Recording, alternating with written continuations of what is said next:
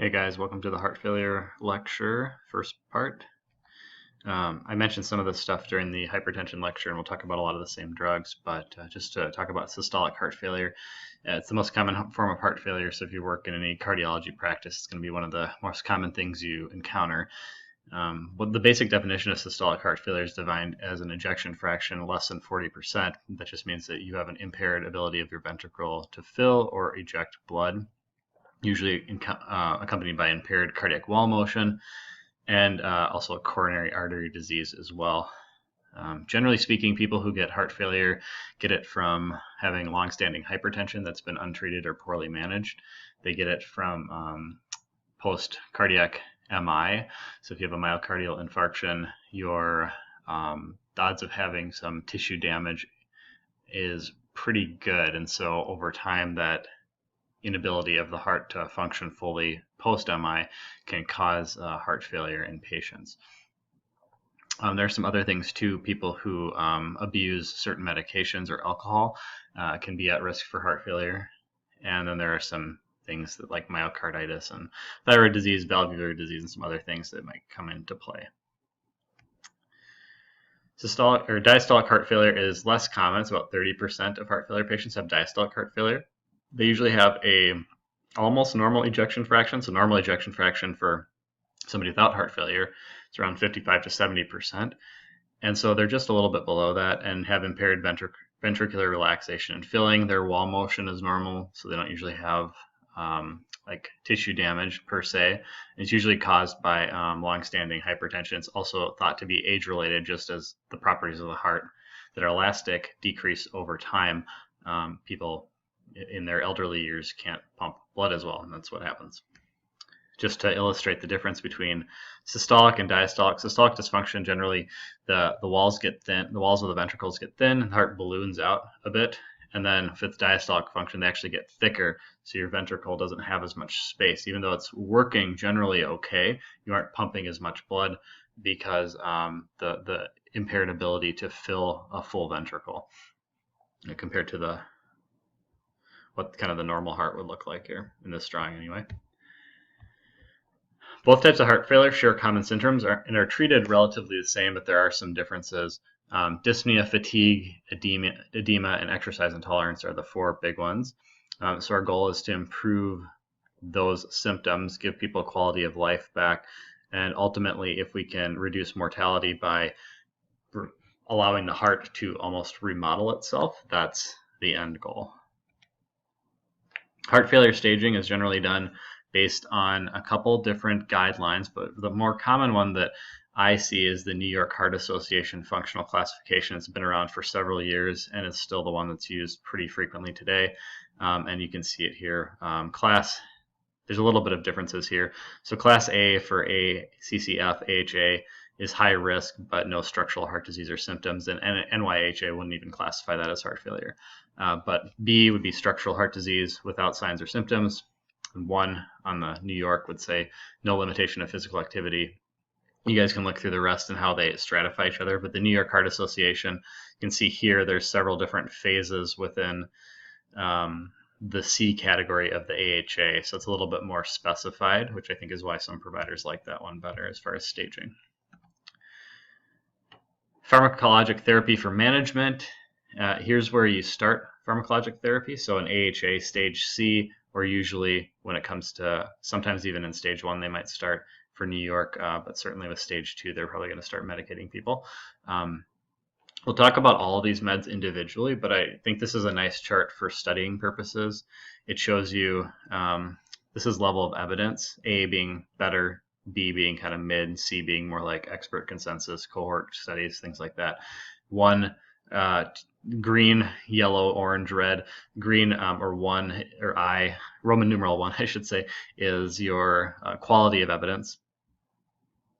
And so like how much is out there, what kind of studies do we have, how big and robust were the studies, and then it gets worse and worse based on that. But if it's 3, it actually means harm. So for example, angiotensin blockers, routinely combined use of ACE inhibitors, ARBs, potentially harmful. So we talked about that already. See what else is on here. Anticoagulation not recommended for chronic without afibrillation. Okay, yeah, well, get that. We'll talk about that later. So for the most part, this is, I think, again, this is kind of a good tool to study off of based on if you're trying to figure out how to classify a heart failure patient, what should a heart failure patient be on. These are going to be the recommendations that we're going to cover. And here's just a few more recommendations as well. Mostly no benefit, things that they don't recommend. So just some examples. No nutritional supplement is shown to be beneficial for heart failure patients. There's a couple other things. Hormonal therapies to correct deficiencies. So like if a male has low testosterone, replacing testosterone isn't going to improve their heart failure, as an example. Calcium channel blockers, we already talked about that, generally not recommended. This is kind of interesting. Statins, we'll talk about in the next series of slides. It's a cholesterol-lowering class of medication. And while keeping cholesterol in check is actually a good component of heart failure, it's not going to officially do anything for somebody's heart failure. What it might do is prevent them from having another heart attack, but it's not going to improve their heart failure symptoms. Left ventricular dysfunction is a combination of neurohormonal activation. So we've talked about a couple of these things already, but norepinephrine, so your sympathetic nervous system is in overdrive constantly, which puts strain on the system. Angiotensin II is constantly upregulated as well, which again does kind of a similar thing. You have vasopressin, endothelin, tumor necrosis factor alpha, and aldosterone. A lot of things that are just over-ramped in the body. The body isn't designed to sustain high levels of those things consistently, and that's why the organ system fails. What happens is as your heart fails, your blood vessels tend to get some of the brunt product too. So you have increased pressures in the blood vessels, which cause them to be brittle and cause difficult to react to pressure changes. Kidneys end up getting more pressure, or in some cases ischemia too, if the heart is failing to a point where it's not perfusing tissues. So it depends on what stage you're in, but you can get different types of damage in different types of areas. Non-pharmacologic treatments, we can correct some things, like if somebody has a thyroid disorder, if they have a valvular infectious disease like endocarditis, diabetes, COPD, sleep apnea can all contribute, but there's not a lot we can do directly to prevent. Once the heart has gone into a systolic failure state, we generally can't really do much without medications being on board. So while we can do things like have people stop smoking, restrict alcohol consumption, salt restrict the patient, that can help, but we have to combine that usually with pharmacologic therapy as well. Rate reduction in obese subjects is really challenging because these patients usually can't tolerate exercise very well. One, because they might get dyspnea due to their heart failure. Two, because they're probably going to be on a beta blocker, which is going to limit their ability to exercise as well. So that's a really challenging one. I'm sure there's smart PTs out there that can figure out ways to work with that, but it's a hard one to figure out, at least as far as a goal. It's good ideally, but definitely going to be difficult to do in practice. Daily weight monitoring to detect fluid accumulation is really important. So this is going to be combined with drugs that are used to remove fluid, but it's important that the patient be able to monitor their own weight and figure out if they've had increases or not that are acute enough to warrant medication, potentially extra medication on top of what they take normally. Other tips, vaccines, pneumococcal and influenza are really important. Avoiding certain drugs. Remember, we talked about the CCBs. Generally speaking, we aren't going to use them at all. There's a couple antiarrhythmic drugs that we don't use in heart failure. We try not to use NSAIDs because of their decrease in prostaglandin and prostacyclin effects at all. So if somebody has osteoarthritis, that can be really tough to manage because your options are really acetaminophen, which isn't as good statistically as an NSAID, or some other options, which we'll talk about during pain. But it can be tricky to manage somebody's pain without having to use the NSAID class, which is a really popular pain reliever, but can also have negative impact on their heart failure. There's a drug class called thiazolidinediones, which is really fun to say. It's a diabetes type 2 medication. It's a hypoglycemic agent that has a negative impact in heart failure. Now, I don't require you know these. We'll come back to these during their individual things, but just for this one, really, it's the CCBs. And we'll come back to the antiarrhythmic drugs, and I'll tell you which ones specifically do when we talk about the arrhythmia medication lecture. All right, so talking about systolic heart failure, it's really about preload and afterload. So we can reduce both with different medications. If we reduce preload, it reduces the amount of pressure going into the heart. If we do afterload, it reduces the amount of resistance coming out of the heart. So what happens is if you have a lot of either one, that's where the heart starts to expand and balloon out over time. Treating your underlying cardiovascular disease. So hypertension needs to be managed, but like I said before, it's really, this will, I think, paint a clear picture of why these patients will be hypotensive, and because they're going to be on multiple medications that will lower their blood pressure, it's going to be difficult to maintain a decent blood pressure if you're on a recommended heart failure regimen. Ischemic heart disease is really about cholesterol control. So again, while that's not something that'll help their CHF directly, it can help prevent recurring events, which is really important. So if somebody does have ischemic heart disease, we'll talk about statin therapy, but that's certainly really important. Maintaining and monitoring function of kidneys and treating that sort of as needed, and valvular disease. So if you need to replace a valve or do surgery to restore a valve, that's something that could be done as well. The first step with heart failure is to make sure your fluid is managed. If you have an overabundance of fluid in the body, it's difficult to do anything at that point. So here I'm showing you kind of pitting edema in the lower extremities, ascites in the abdominal area, pulmonary edema could be seen too. So there's certainly a number of problems that can come across patients if they have excess fluid in the body. Loop diuretics are a primary agent for this. Most heart failure patients will be on a daily loop diuretic dose. If they have decently managed heart failure, or if they're in one of the earlier phases of heart failure, they might be able to get by with as needed loop diuretics. So if they weigh themselves daily and if they accumulate more than a couple pounds of fluid, they pop a dose of furosemide. That's a method too. What's more common is patients are generally on a daily dose of furosemide that they take in the morning. Usually most people aren't going to take it at night, or they'll stay up all night urinating, but they'll take it once a day in the morning. And then if they have not met a weight goal by the afternoon, they may take a second dose, but a lot of times that's sort of an as needed. And again, that comes back to weighing themselves regularly and understanding that weight process. Those recommendations are usually spelled out pretty clearly. One thing that's important to know about loop diuretics is by taking them, there's no real mortality benefit. You aren't really improving somebody's overall clinical picture with this, even though you're think about it as setting the stage. You can't really manipulate the way the heart can restore its function without getting rid of the excess fluid. So it can improve quality of life for patients, make them more comfortable, decrease symptoms, absolutely. But this isn't really going to do much directly to the heart. It's just going to allow you to have your other drugs to work in place of to stop some of this neurohormonal storm that's going on in a heart failure patient. So these are never used as monotherapy. You'd never just prescribe somebody a loop diuretic and send them on their way. Usually if somebody is fluid overloaded, we target about 1 to 2 pounds of weight loss per day until they're back to normal. If somebody's hospitalized, you can give them IV loop diuretics and really push fluid out. Oh, I should just say quickly, there's no difference between these three, statistically speaking. They're all equally effective. You might have a situation where torsemide and bumetanide, patients might respond better to those. Maybe they've tried furosemide. These two are a little more potent. So if you've tried furosemide and you're on a really high dose and you're still not really fully responding, they might switch you to torsemide or bumetanide to give you a little bit extra. But for the most part, they are interchangeable. Most patients will almost always start on furosemide or Lasix. And they all come in IV form, so you can switch back and forth if you need to, which is really nice. If somebody's in the hospital, give them IV loop diuretics, and that can start the diuresis process.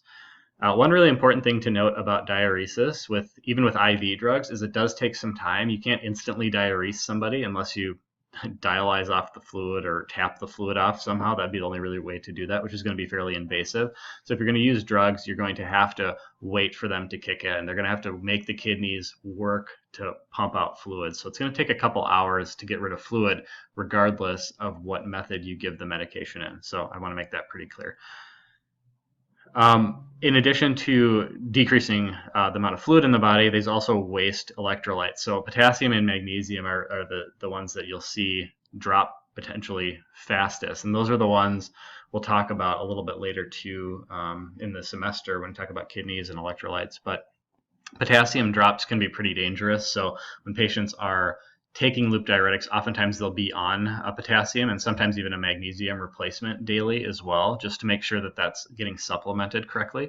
They will also have oftentimes protocols done in hospitals to make sure they're constantly being monitored so that those two things can be replaced regularly. Thiazide diuretics can be used as well, but mostly in adjunct to the loop diuretic. So metolazone, we talked about last lecture, that's going to be the most common one that's taken as needed to bump up the diuresis effect if you need it. Otherwise, thiazides aren't generally used for heart failure patients. Okay, so now that our fluid's removed, we can start our neurohormonal blockade. ACE inhibitors would be the first line. ARBs are the alternative, but ACEs should be used if at all possible. Going back to what I talked about in the hypertension lecture, pretty much every body of evidence is based off of ACE inhibitors, not ARBs. And there's even some evidence that says ARBs are inferior to ACE inhibitors.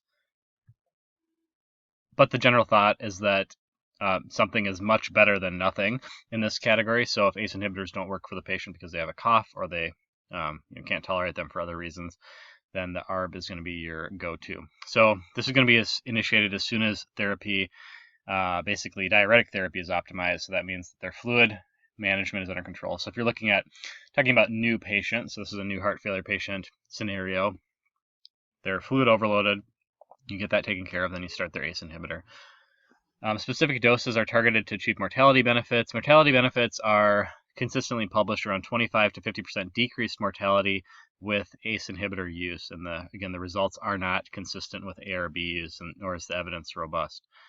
There's no benefit shown by increasing doses beyond guidelines. So basically, there's some specific, I'm not going to ask you to get into the dosing differences, but there's some specific recommendations for dosing ACE inhibitors for heart failure. Basically, there's a target dose. Now, you might be able to, excuse me, get a commercial dose that's higher than that target dose. But the only reason you need to do that is if maybe the patient was still hypertensive and they're on a max heart failure dose ACE inhibitor. You could push them a little bit higher, potentially to lower their blood pressure. But there's usually a target goal with the ACE inhibitor. ACE inhibitor use has shown a 30% decrease in hospitalizations and quality of life improvements. Its major mechanism is it decreases afterload by preventing the conversion of angiotensin 1 to angiotensin 2. Therefore, you don't have that vasoconstrictor floating around, and on the afterload side of things, stay a little bit more dilated and less pressure that way. This is a required therapy for any patient with left ventricular dysfunction. Next, beta blockers is the second cornerstone of, well, third if you count diuretics, I guess, cornerstone of CHF therapy. And there are 3 beta blockers. Out of all those beta blockers I show you, there are only 3 that are approved for use in heart failure, so you aren't supposed to use anything other than these 3. Metoprolol. And metoprolol is kind of an interesting drug where it comes in 2 different formulations. There's metoprolol tartrate, which is the regular release drug, or Lopressor is the brand name of that. And there's metoprolol succinate, which is the extended release version, which is Toprol brand name, or Toprol XL. So the extended release is the one that has to be used in heart failure patients, or carvedilol or bisoprolol. Remember carvedilol, I kind of blew through this in the other lecture, but carvedilol has some interesting properties here. I've got a bullet point on it. Provides alpha blockade. The idea is that the alpha blockade effects of it, so it kind of has not only beta blocker effects, but also some alpha blocker activity. It can decrease afterload and reduce blood pressure further than other beta blockers. So you might think of it as maybe a little bit more potent with a dual mechanism. Carvedilol is a really popular choice for heart failure for that reason. Doses are really quite high compared to other uses of beta blockers. So a lot of times patients might not tolerate this because they usually get 1-2 bradycardic to tolerate that high of a dose of beta blocker, or they might get overly hypotensive. The mechanism here is you're blocking the sympathetic effects on the heart, decreasing chance for ventricular arrhythmias, hypertrophy, cardiac cell death, etc. Aldosterone antagonists. So this one I didn't really talk about during blood pressure because it's not used for that. However, these do come back into play for your heart failure patients. They're approved for New York Heart Association 2 through 4. and ejection fraction less than 35%. So you have to meet those criteria. Left ventricular dysfunction immediately following MI and ejection fraction less than 40% is another one that would approve you for aldosterone antagonist use. Mortality benefits and hospitalization decreases are solid. Improve symptoms as well. So this is another good drug. It just doesn't, not every single patient is going to qualify for it based on the parameters, but for those that do, it is recommended therapy. Spironolactone is the most common drug, but eplerenone is also one that works similarly. They're both effective. They're basically interchangeable. Data is mostly based off of spironolactone, so that probably has a slight advantage and is probably the more commonly used one, but again, they're both essentially the same thing. You can avoid the drug if for certain kidney parameters. So if the serum creatinine in the patient is over the 2.5, their creatinine clearance is less than 30, or their potassium is over 5. Remember, these are, well, they're aldosterone antagonists, so they block that part of the RAS system. They also are potassium sparing diuretics, so you do retain potassium. Generally speaking, in a heart failure patient, that's fine because they're on a loop diuretic, so the odds of them getting hyperkalemic is pretty unusual, but it certainly is possible, especially if for example, they're on a potassium supplement and that's too high, and they're also on this. You could see a compounded effect potentially increasing their potassium. If their potassium does increase over 5.5, you want to drop the dose by half, and then make sure that you're monitoring and titrating as needed. There are a number of side effects to these. The one I tend to remember, I think I had them on the hypertension slide, a few more if you want to go back and look at that, but the 10% incidence of gynecomastia in male patients is going to be possibly problematic for people's tolerability of this agent. Digoxin. Digoxin is a cardiac glycoside. Its mechanism of action is unique to the heart failure drugs. It inhibits potassium sodium ATPase in myocardial cells. This promotes calcium influx and ultimately has a positive inotropic effect, so it helps the heart beat harder but not faster.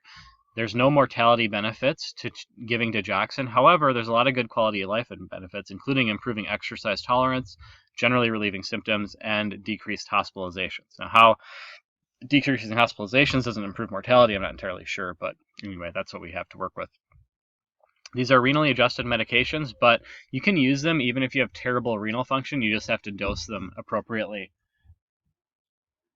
So you would have to do, sometimes even you do every other day with digoxin in really low doses, but you can use them in people with really bad renal functions, just you have to make sure you're dosing it.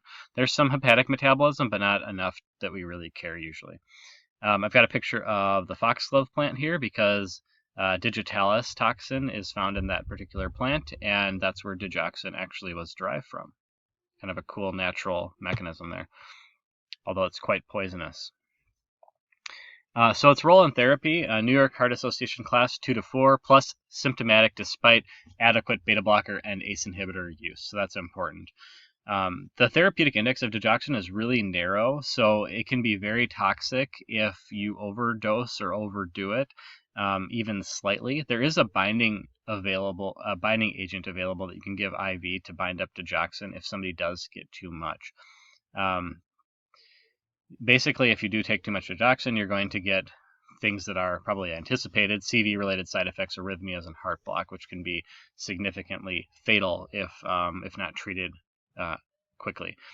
Central nervous system effects also can be seen: confusion, altered mental status, depression, hallucinations, and even in slightly upper-end therapeutic or slightly toxic, visual disturbances such as blurred or yellow vision are really common on digoxin therapy. Serum concentrations, 5 to 7 days after starting or changing a dose, you want to check the concentration, make sure you're at the target range. And I don't want you to know the target range, but it's just important to remember about digoxin that there is monitoring involved, and we do check levels. If there's any renal function issues or any potentially new drugs that might interfere with renal function, you might want to check a level as well to make sure that the digoxin isn't accumulating in the system. This is my fun fact, or maybe quasi-fact. Van Gogh went through what was known as his yellow period, where he painted a lot of paintings in kind of bright yellow hues.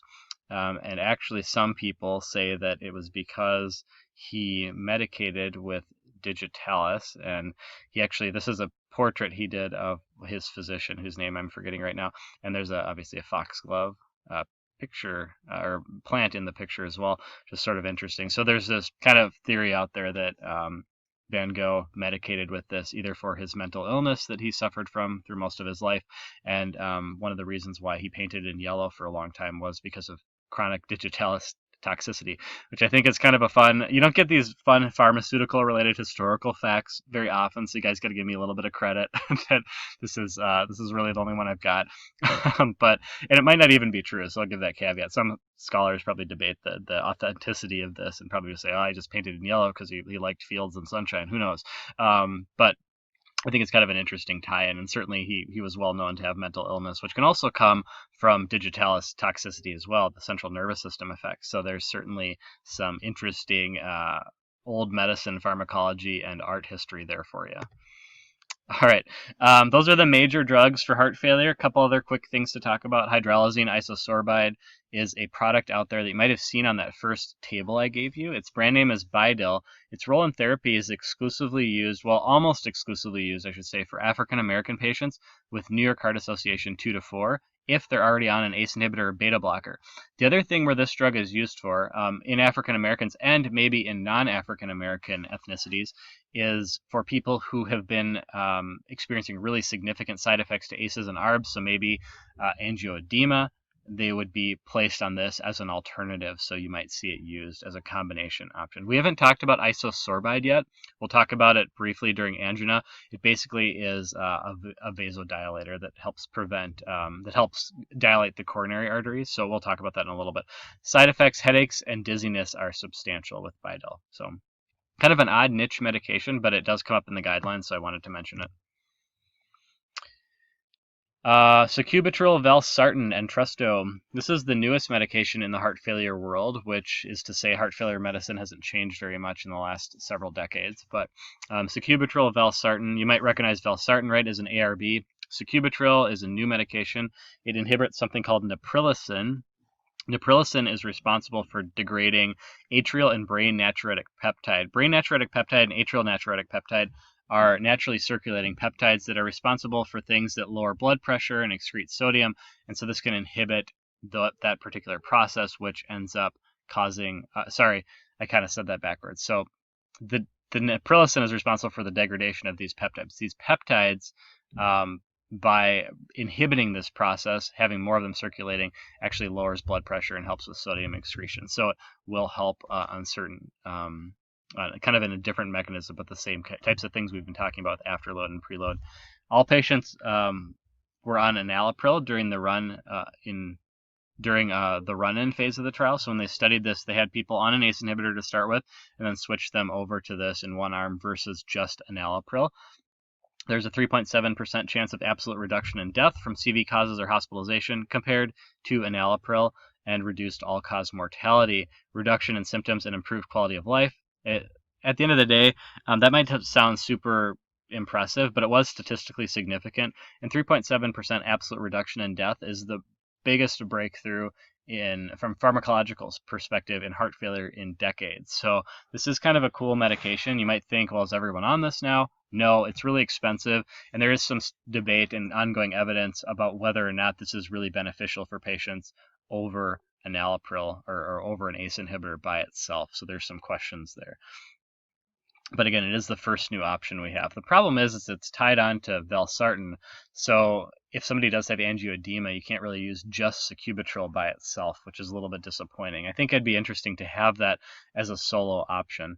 The makers of valsartan, when was brand name Diovan. When Diovan went generic, this is the drug they kind of replaced it with as a new option. So Entresto's recommended use, initial therapy option potentially for New York Heart Association class 2 or 3 in place of the ACE or single ARB. If you have current or prior elevated natriuretic peptide level, well, that's a lab we can test, and if that's elevated, there might be some evidence leaning towards people responding better to that. If you're hemodynamically stable with systolic blood pressure over 100 and no history of angioedema, of course. Systolic heart failure considerations, kind of the final thing. Blood pressure, a lot of patients can't tolerate the ideal doses of these medications because they're going to get hypotensive or bradycardic with the beta blocker.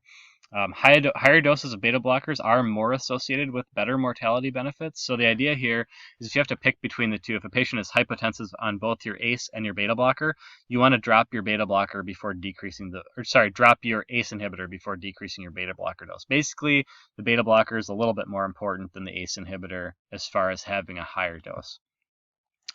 Cardiac remodeling is a concept I think I mentioned, but the idea is that over time, as you decrease preload and afterload, the heart doesn't have as much stress on it, and it can remodel itself into a more normal-looking heart after it's been kind of failed and ballooned out for a while. Okay, moving on to diastolic heart failure quickly. The approach to treatment for this is really controlling hypertension, and then also making sure tachycardia doesn't get out of control as well, which usually comes hand in hand with the antihypertensives we use. We can also reduce preload by using diuretics and nitrates. Pharmacology is very similar. We use ACE inhibitors. The evidence isn't as robust, but also not as well studied for diastolic heart patients. Beta blockers and calcium channel blockers, and by the calcium channel blockers, we'd mostly be using our non-dihydropyridine, calcium channel blockers. So your diltiazem and your verapamils would be used for people in this category. That's going to be symptomatic relief to decrease heart rate. Digoxin is also used, sometimes has no effect on mortality. It also may increase angina-related admissions, but it is used sometimes, even though it might not be the best choice. That's really all I've got. The next lecture is focused on acute decompensated heart failure, which is totally different, inpatient management, and talk about the stages that people can go through when they have decompensation in heart failure.